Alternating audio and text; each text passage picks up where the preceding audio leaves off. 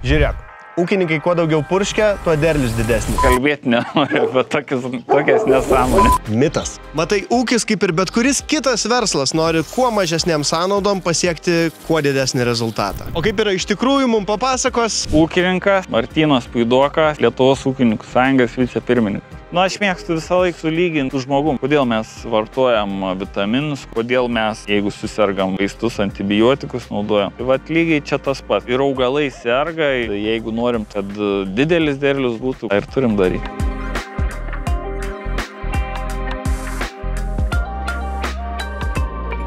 Tai žemės mėginiai dažniausiai imami po derliaus nuėmimo, pagal tai sudaromas žemėlapis. Žemėlapį duomenim remiantis jau vyksta tas tręšimas ir realių laikų tu važiuoji ir tuoj pat reaguoji. Tu esi tam taške, kuriam reikia atidaryti ar pridaryti sklendę. Čia pilam augalų apsaugos produktus. Negalim per daug, negalim per mažai, nes jeigu per mažai, žinot, yra su antibiotikais žmogui.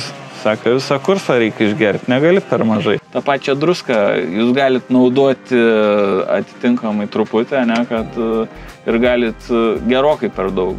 Bet viską protingai darant, patiekalas skanesnis, ne?